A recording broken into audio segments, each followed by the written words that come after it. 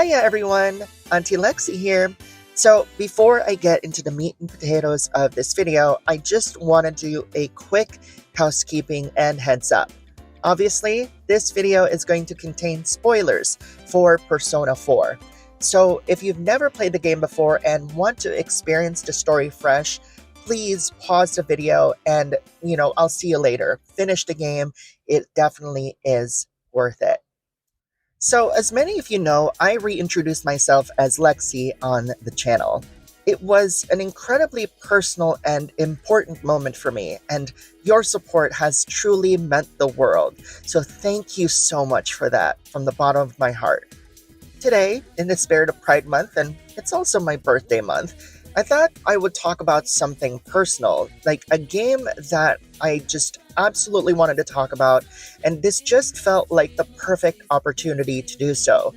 I'm, of course, talking about Persona 4.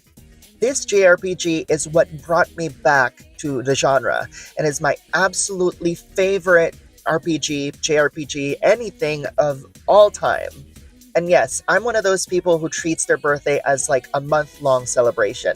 I regret nothing. You want to know how you can make my birthday month even better? Subscribing to the channel. I mostly cover JRPGs and gaming, but every so often I love talking about how these games connect us and building a kind, thoughtful community that sees games as more than just entertainment. I'd love for you to be a part of that, so hit that subscribe button today. So you probably noticed that Persona 4 was absent in my recently released JRPG sequels video. Because the truth is, Persona 4 deserves its own conversation. And that's not only because it deeply impacted my journey of self-discovery, but also that it has a complicated legacy that is definitely worth discussing. I've also wanted to talk about Persona 4 in depth, but I'm not quite ready to review it fully yet. Plus, with Persona 4 Revival, which is the upcoming remake, recently announced, there's never been a better time to revisit why this game is so important. I played Persona 4 times, 2 on the PS2 and 2 on the golden version on the Vita. Each playthrough has meant something new to me, far beyond nostalgia or its style. This game genuinely impacted my life in ways that I never anticipated. So back in 2010, as I was struggling to understand my identity, it was Kanji's storyline and his complicated relationship with Naoto that gave me the vocabulary that I didn't yet have. It helped me realize my bigender identity, which was something that I felt deeply but hadn't yet fully grasped. And now, years later, as a trans woman, I appreciate even more deeply how this game handles themes of identity and self-discovery. But for every praise that Persona 4 gets, there's also an equal amount of controversy. Because, let's be real, it has a fair share of it, especially around its portrayal of queerness. Characters like Kanji, Naoto, and Yosuke have sparked intense debate. Some even argue that the game hints at queer representation without ever fully embracing it, while others view it as progressive, especially given its cultural and historical context as a mainstream Japanese RPG from the late 2000s. Both perspectives have merit, and I want to dig deeper into that. Let's start with Kanji Tatsumi. His dungeon, a flamboyant bathhouse with a flirtatious shadow, has drawn criticism for leaning into harmful stereotypes about queer men. However, it's important to note that shadows in Persona 4 aren't literal truths. Rather, they're twisted manifestations of suppressed aspects of a person's psyche based on Jungian psychology. Kanji's shadow is a twisted and exaggerated version of his fears and insecurities around societal expectations of masculinity. Beneath his shadow's exaggerated campy exterior lies a genuine struggle for vulnerability, acceptance, and the fear of liking things that are traditionally labeled as girly. Kanji's arc resonated deeply with me because it wasn't about defining who he was in absolute terms, but about accepting complexity and uncertainty in identity. That identity doesn't always fit in neat little boxes. Next, there's Naoto Shirogane. Naoto walks into the story like an emotionally guarded noir protagonist and ends up delivering one of the most complicated character arcs in the game. Gender discourse? In my anime detective fantasy? It's more likely than you think. Naoto's initial gender ambiguity struck a deep chord within me. A sterile laboratory filled with themes of altering identity felt like a powerful metaphor for gender dysphoria. Like Kanji's shadow, Naoto's shadow isn't a direct truth, but an amplified, distorted reflection of deep-seated fears about inadequacy, authenticity, and societal rejection. The narrative ultimately frames Naoto explicitly as female, which somewhat limits the exploration of gender identity.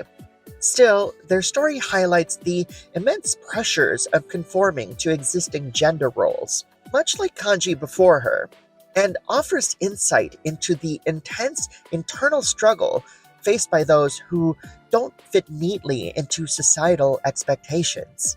It also offers a rare glimpse at the complexity of identity at a time when such narratives were sparse in mainstream gaming.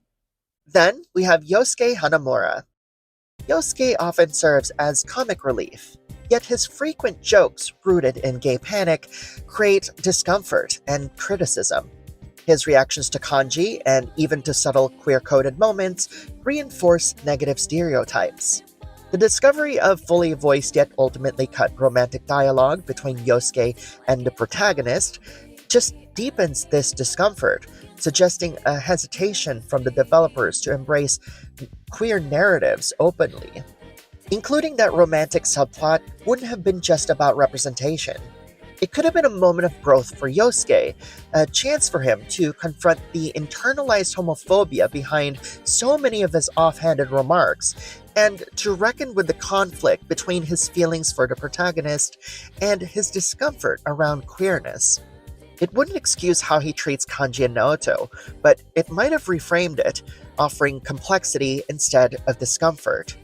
When you take out the cut content, Yosuke's character, intentionally or unintentionally, reflects broader anxieties about openly discussing or embracing queerness in the media at the time. Look, I love Disaster Best Friend as much as the next person, but Yosuke was this close to becoming a gay icon. And then the devs hit delete. It's important, however, to contextualize this within the cultural backdrop of Japan in the late 2000s, where openly queer representation was limited and often met with hesitation. Critiquing Persona 4's shortcomings doesn't erase its value. The game was genuinely progressive relative to its cultural context. Japanese and Western perspectives on queerness are distinct. Not necessarily better or worse, but simply different. And while none of this was likely deliberate, that's what makes it so powerful. Persona 4 isn't a trans narrative on purpose, but it ends up feeling transcoded through its themes of repression, identity, and self-acceptance. And for a lot of us, that's exactly what growing up felt like. No one naming it, no one explaining it, but the truth was there, under the surface, waiting to be reached out to. And most importantly for me, Persona 4's core theme of reaching out to the truth resonates profoundly as a trans metaphor. Let's think about this for a second. Each dungeon symbolizes confronting hidden truths and embracing authenticity, reflecting the trans experience of discovering and accepting your true self, even if the world around you struggles to understand. And if we're talking metaphors, the fog in Inaba says a lot more than people realize. In the game, it usually means danger. Someone might die if they're not saved in time. Because when you start uncovering your truth, it can feel dangerous. Life as you knew it starts to dissolve.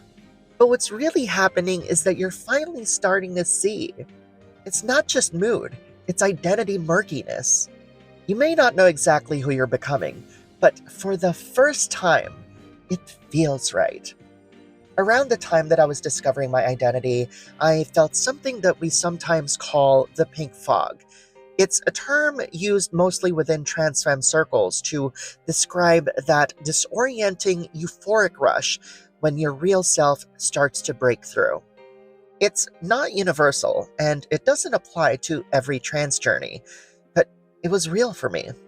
And like in the game, when the fog lifts, you step out, not changed into someone else, but closer to who you've always been. And let's not forget Teddy. Shaped like an egg, cracked open, and emerged as an androgynous twink with dazzling energy. It's giving symbolic rebirth.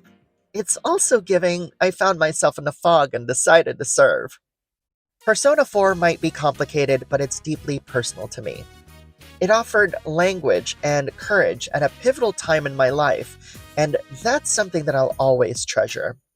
If Persona 4 taught me anything, it's that we all have shadows. And sometimes they wear Speedos and flirt with you in a steam room. But hey, that's growth. If you'd like to support a trans gamer making thoughtful, joyful, and sometimes brainy videos like this one, head on over to patreon.com/backlogbattle.